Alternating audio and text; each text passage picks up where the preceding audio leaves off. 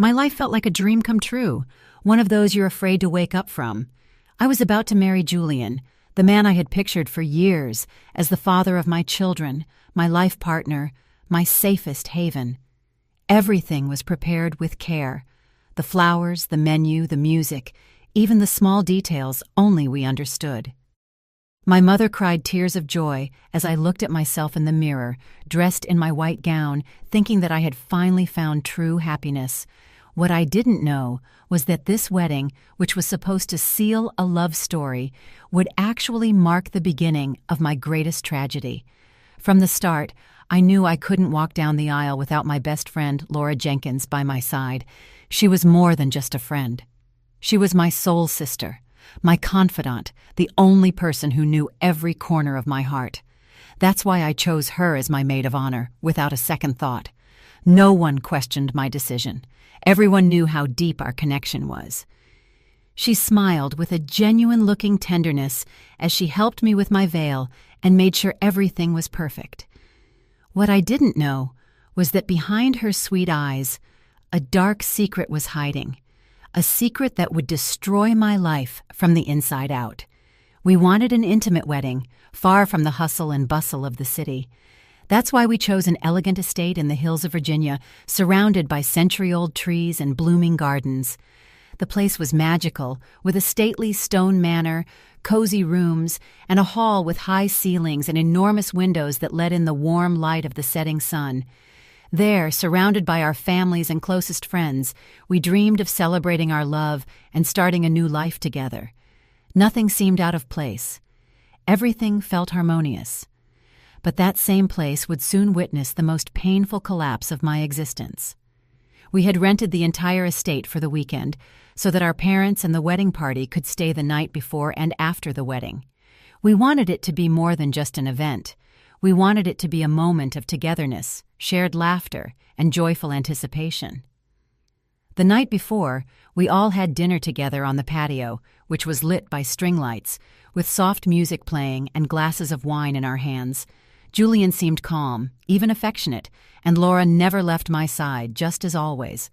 No one suspected that behind all that calm, a storm was brewing that would change our lives forever. That night, I went to bed with a heart full of hope, mentally replaying every moment of the day, convinced that I had finally found happiness. I fell asleep late, feeling nervous but happy, picturing the moment I would walk toward Julian in my white dress. The next morning, the first rays of sun came through the window, and I woke up with an energy I hadn't felt since I was a little girl. Laura was the first one to enter my room, bringing me breakfast with a smile that I now remember as a mask. I felt grateful, excited, and secure. I couldn't have known that nothing was real anymore.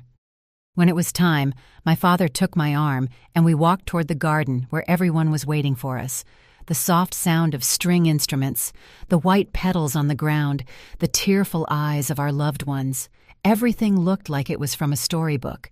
Julian was waiting for me at the end of the aisle with glistening eyes and the smile that had made me fall in love with him so many times. I walked toward him, holding back tears, convinced that I was taking the most important and beautiful step of my life. No one could have seen that my "I do" would actually be the beginning of my greatest heartbreak. When the officiant asked if we accepted to join our lives, I didn't hesitate for a second. My voice was shaky but firm as I said, "I do," my eyes full of love as I looked at Julian. He also said, "I do," with a smile, though for a moment I thought his expression dimmed right after he said it. I just figured it was nerves, that we all feel that little bit of anxiety when we take such a big step. We kissed to the sound of applause, surrounded by white flowers and tears of emotion. In that instant, I believed it was all worth it, that our love was real. The celebration was exactly as we had imagined, intimate, elegant, and full of joy. We ate under a starry sky with soft music playing in the background and candles lit at every table. There were moments of laughter, anecdotes, and hugs that seemed sincere, as if we were all a part of something eternal. Julian talked to our guests and laughed, but there was something distant in the way he looked at me. I didn't want to think too much of it. I thought he was just tired from all the planning and decided to enjoy every second. My father stood up, emotional, to toast our union, speaking of how proud he was of me and how he had watched our love grow. Everyone applauded, and Julian raised his glass with a smile that didn't reach his eyes, as if he were forcing the emotion. I looked at him, trying to find that usual spark, but all I found was a strange silence in his gaze. I thought that maybe I was just being too sensitive, that I shouldn't look for problems where there weren't any. But deep down, something inside of me was starting to crack, even though I didn't know it yet. After the party, we went up to the bridal suite together, a warm and elegant space we had decorated with flowers and candles to make it unforgettable. My heart was pounding, a mix of excitement and nerves, as I thought about how special this night, our first as husband and wife, would be. I closed the door softly, wanting to prolong the intimate moment, believing we were about to seal our story with love. Julian placed his watch on the nightstand, took off his shoes without looking at me, and sighed heavily. I went to hug him, and that's when I heard it. "I'm tired," he said, not looking at me, his tone dry and flat, as if I wasn't even there. I stood frozen, trying to figure out if it was a joke, if something had happened that I didn't see, but his face was serious, distant, and completely devoid of emotion or desire. He turned his back to me, unbuttoned his shirt, and went straight to the twin bed that was in a corner of the room. He didn't say goodnight or turn around. He just turned off the light, leaving the room in a silence that hurt more than any yell. I sat on the edge of the marriage bed, not knowing what to do with my body or my thoughts, feeling invisible on the most important night of my life. I waited for what felt like endless minutes for a gesture, a word, an explanation, but all I got was the sound of his quiet breathing from the other side of the room. I slowly lay down on the bed, unable to hold back the tears, trying to not make a sound so I wouldn't seem pathetic. The room smelled of fresh flowers, but inside my chest, everything was withering. And that's how I spent my first night as a wife, alone, confused, and with a broken soul. I don't know how long I stayed awake, staring at the ceiling, wishing it was all a nightmare, that Julian would come over and hug me by surprise. But the hours passed, the silence was absolute, and his body remained still in the twin bed, as far from me as if we were two strangers. At some point, exhaustion won out, and I closed my eyes. But I couldn't have been asleep for more than 30 minutes, when a muffled sound woke me up with a jolt. I sat up, my heart racing, confused, trying to figure out where it was coming from.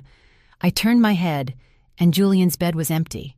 I slowly got up, my bare feet on the cold floor, feeling a knot in my stomach that I couldn't explain.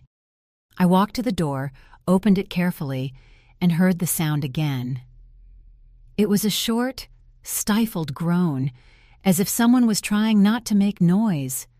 The hallway was dark, only lit by the faint light coming from a room at the end.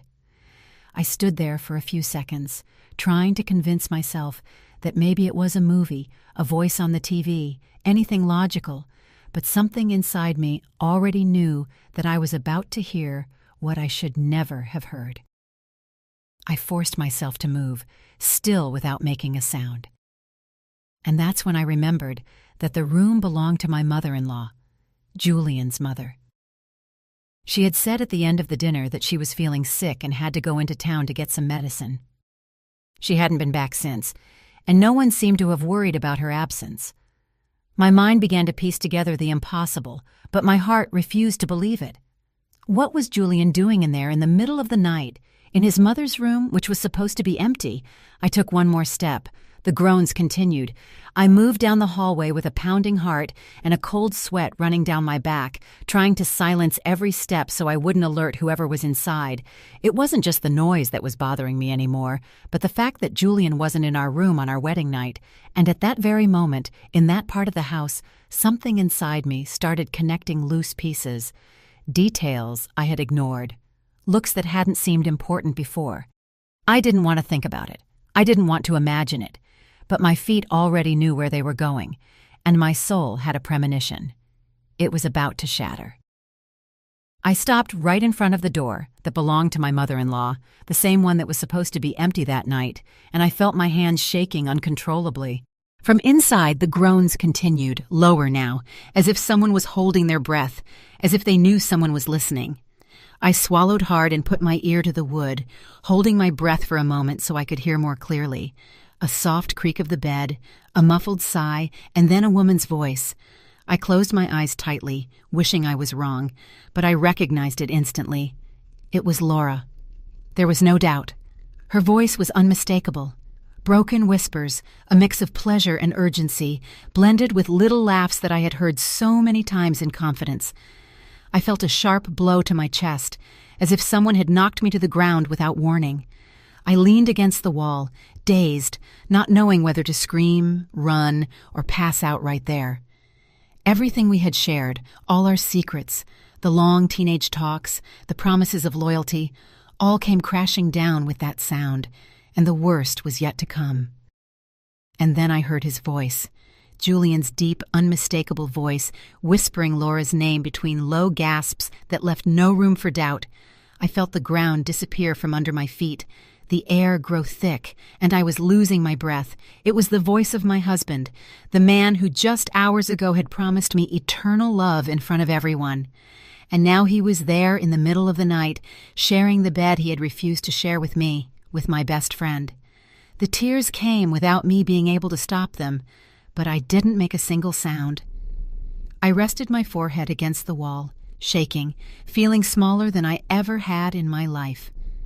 I found it hard to understand how this could be happening on my wedding night, in the house where I believed everything was starting.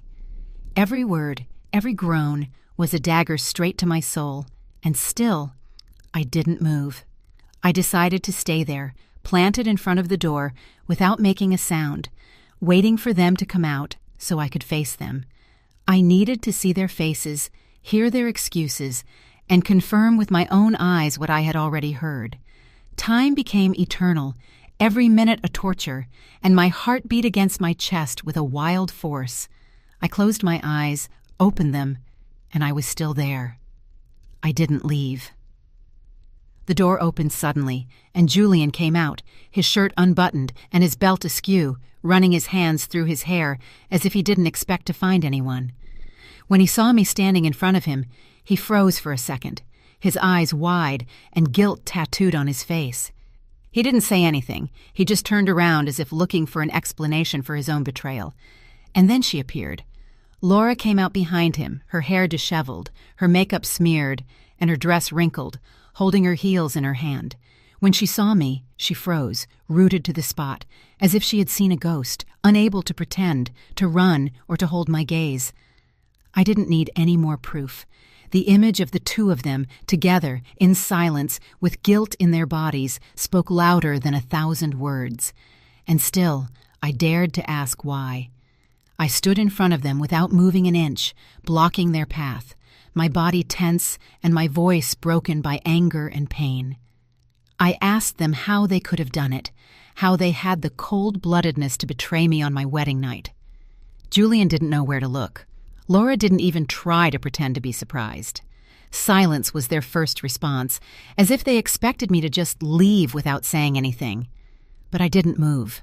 I didn't stay silent. I didn't give them that way out. Then Julian raised his voice nervously and told me I was wrong, that nothing had happened, that he had only helped Laura pick up some things his mother had left in the room. His lie was so clumsy, so absurd, that for a moment it hurt even more than the betrayal itself. Laura didn't say a word. She just looked down while he kept inventing excuses, each one more fragile than the last. He looked at me as if I was the one losing control, but there was no more room for his theater. I told him I had heard everything, every whisper, every groan, every word they should never have shared between them.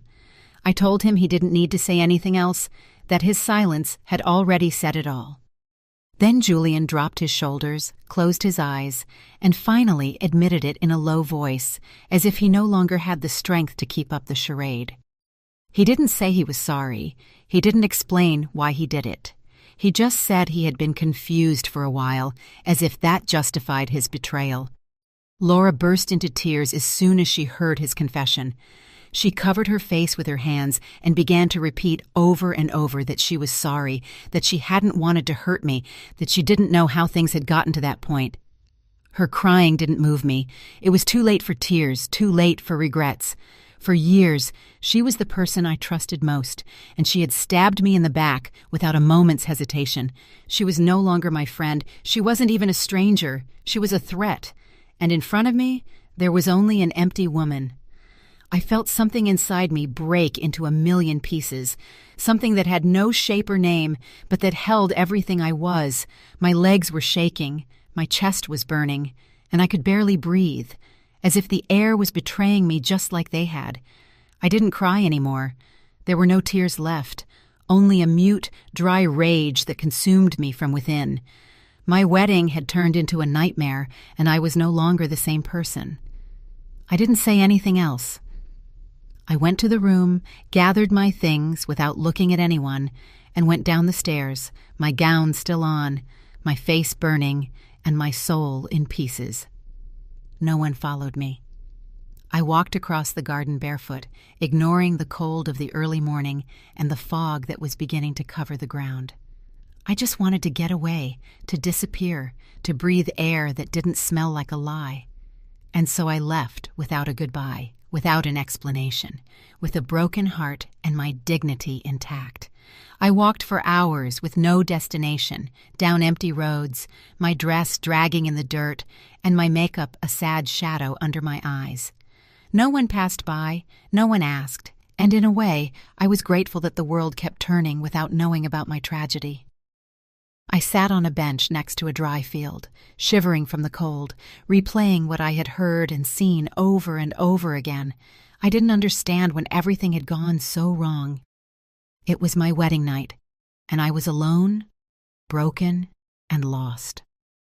When the sky began to lighten, I retraced my steps, guided more by exhaustion than by a conscious decision. The estate was still quiet, sleeping under the faint light of dawn, as if nothing had happened. I entered through the back door without a sound, feeling like an intruder in a place that just hours before had been the scene of my happiness. I didn't know what I was going to do, but something inside me needed to find closure. I couldn't leave without telling the truth. The dining room was filled with soft voices, plates of fruit, coffee mugs, and the smiles of strangers, as if everything were continuing its natural course. My parents, my in-laws, the wedding party. Everyone was chatting without knowing a thing, oblivious to what had happened in the darkness. I stood watching from the doorway, feeling a cold anger grow inside me at all the normalcy. No one asked about me. No one seemed to have noticed my absence. I quietly wiped my face, walked in, and asked for their attention. With a firm voice, calmer than I felt inside, I asked everyone to gather in the main living room. I didn't want any drama or to beat around the bush.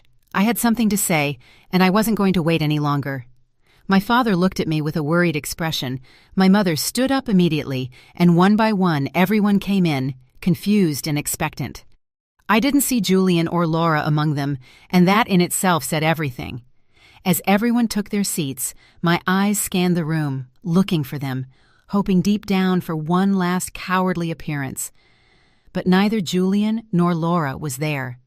They hadn't dared to show their faces, and their absence confirmed everything without the need for a single word more. My parents realized it right away and looked at me with unease, as if they already knew that what I was about to say wasn't going to be minor.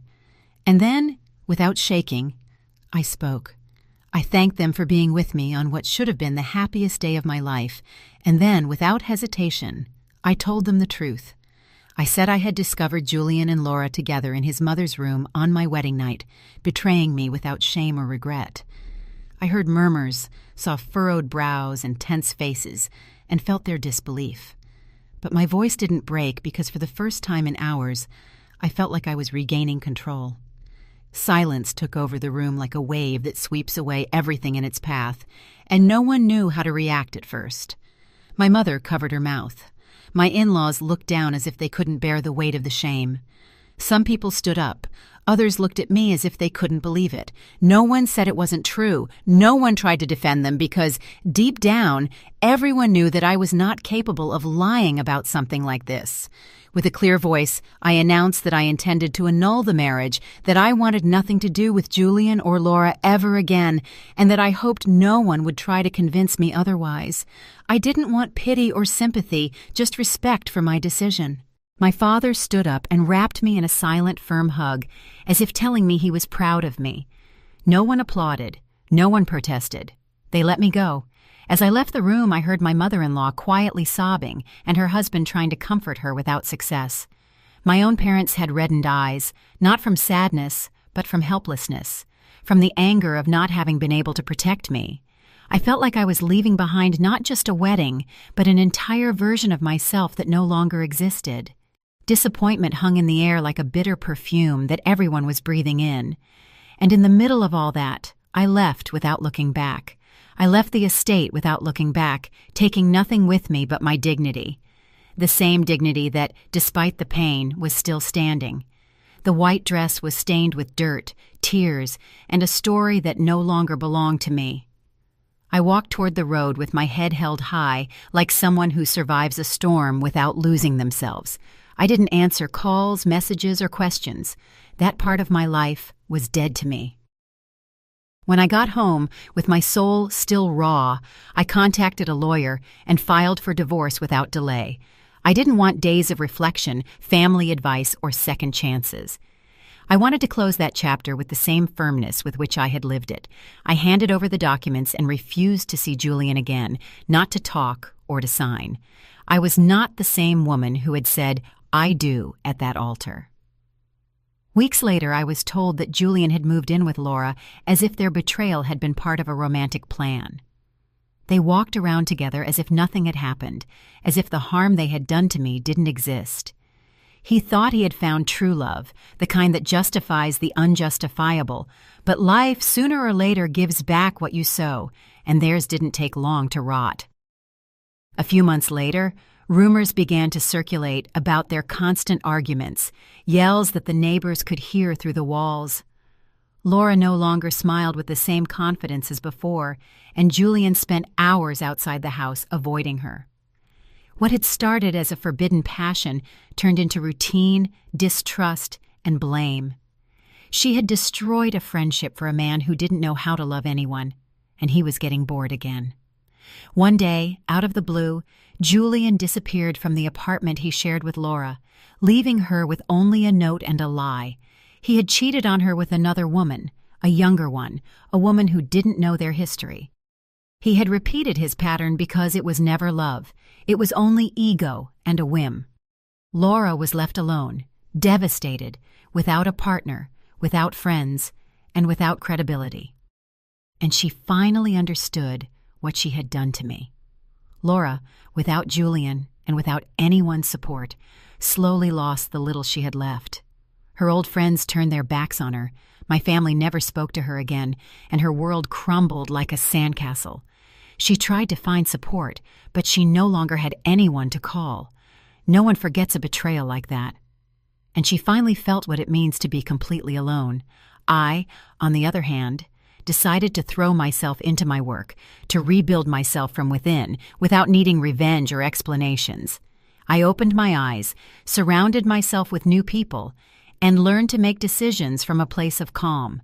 I invested in myself, in my business, in my ideas, and little by little, the sadness gave way to clarity. I discovered that I could be happy without depending on anyone, and for the first time, I began to feel proud of myself. I opened a second store, then a third, and in less than a year, my name began to resonate in the industry with respect and admiration.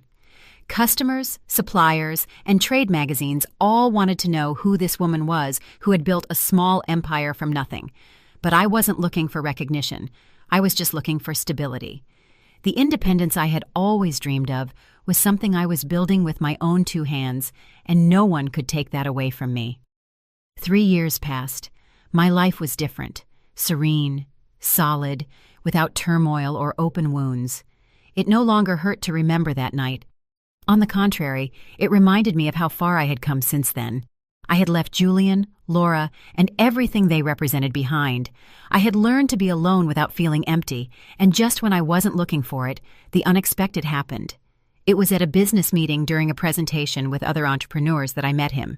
His name was Daniel Jackson, and he spoke with a quiet confidence that wasn't intimidating but captivating.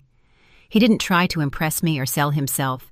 He just listened to me carefully and asked me questions no one had ever asked before. I didn't feel butterflies. I felt peace, and in that moment, I knew something was about to begin. With Daniel, everything was different from the start. No urgency, no empty promises, just sincere conversations, mutual respect, and silences that weren't awkward. He didn't pressure me or try to fill any void. He accompanied me naturally, letting me set the pace. Slowly, I began to look forward to his messages, to hear his voice, to miss the way he looked at me. It wasn't a crazy passion, it was something deeper. It was a peace I had never felt with anyone before. At first, I didn't even trust my own happiness, as if I was just waiting for something to go wrong at any moment. But Daniel understood without me having to explain it. He was patient, steadfast, and constant. With every gesture, he showed me that you can love without destroying, without lying, without using another person as a life raft. I learned to trust again, not because he asked me to, but because the way he was with me allowed me to. And with that, I finally healed the wound Julian had left. When we officially started dating, everything flowed naturally, with no need to hide or justify myself. The people around me noticed the change. I was no longer the woman who survived. I was the woman who lived. With Daniel, I shared trips, projects, and simple moments that became unforgettable. He didn't promise me a future. He offered me a solid present, and after everything I had been through, that meant so much more. I don't know how, but Julian found out I was with someone and soon sent me a message full of what was supposed to be nostalgia. He said he was happy to know I was doing well, that he sometimes thought about what we lost, and that he wished me the best. But between the lines, you could sense the bitterness of someone who can't stand to see the person they thought they destroyed be happy. I didn't respond. I owed nothing to the man who took everything from me and still couldn't break me. One afternoon, without warning, Julian showed up at the door of my store, looking thinner, his eyes dull, his clothes looking as if life was a heavy weight on his shoulders. He asked for just 5 minutes. He said he needed closure, that he hadn't stopped thinking about me. I looked at him calmly, with no anger, no sadness. It no longer hurt. He no longer mattered. I asked him to talk quickly, that I didn't have time to look back, and he started saying he had made a mistake, that he had been a coward, that he had lost me because he didn't know how to appreciate me.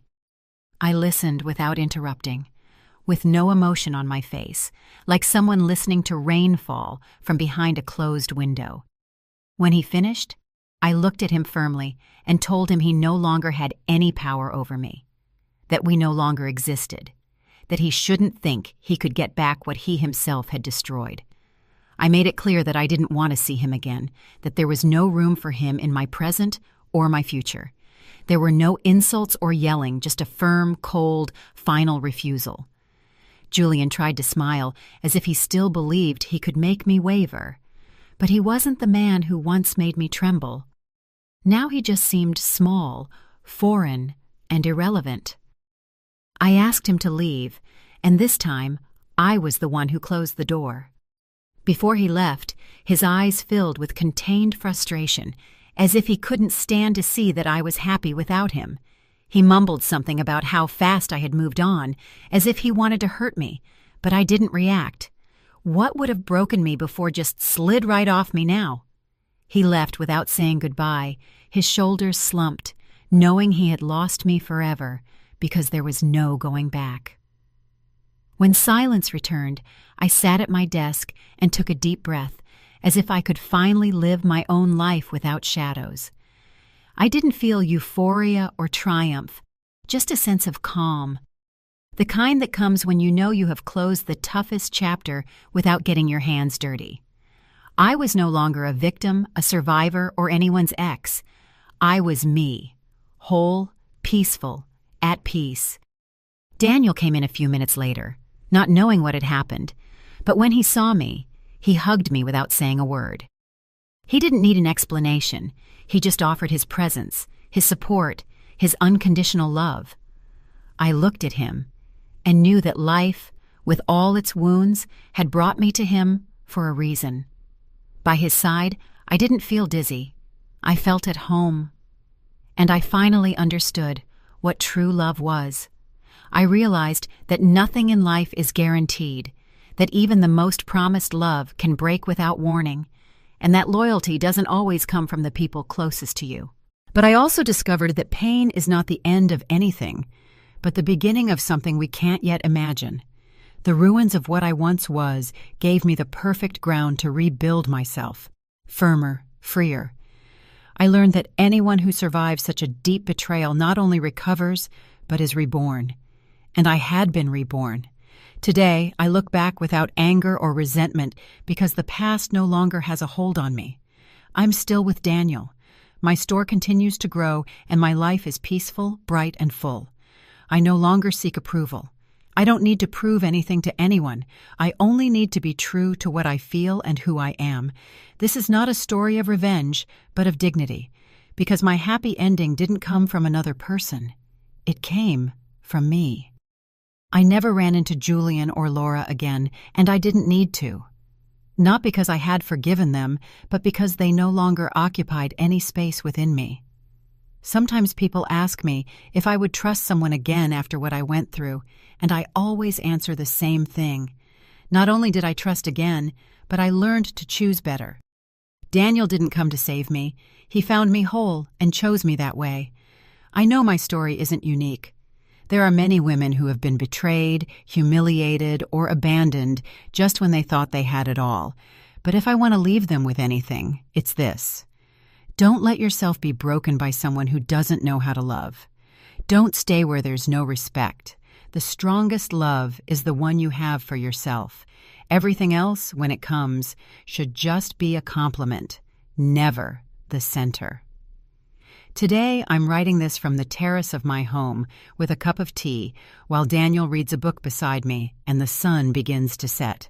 Peace doesn't sound like fireworks. It sounds like shared silence, mutual respect, and knowing that nothing is missing. If you ever thought true love wasn't for you, let me tell you something. It doesn't come when you expect it. It comes when you finally choose yourself. Sometimes, when I walk alone through the streets of my neighborhood, I stop in front of a storefront and see my reflection. I no longer look for anyone's approval in my eyes, or for the love I dreamed of as a child. I only look to recognize myself, and there I am, with scars, yes, but also with a strength that I used to confuse with weakness.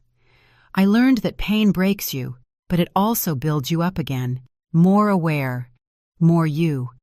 I keep a box with memories of that day that changed everything, not to torture myself, but to not forget how far I've come since then. Every dry flower, every photograph, every detail of the dress is a testament to a version of me that died that night and gave way to the woman I am today. I don't throw that box away. I embrace it and respect it, because without it, I wouldn't be here.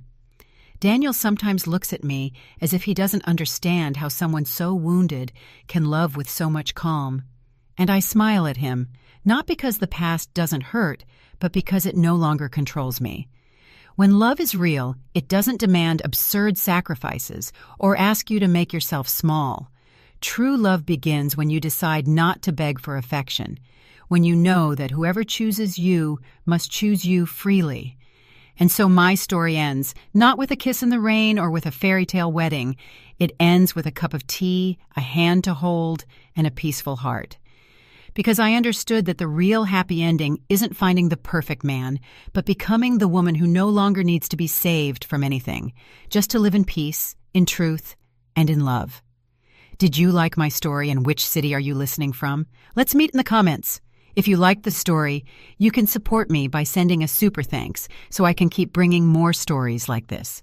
Thank you so much for your sweet support. I'm looking forward to your comments on the story. On the screen, you can see 2 new life stories that I highly recommend. There's so much more on my channel. Don't forget to subscribe. See you in the next life story with love and respect.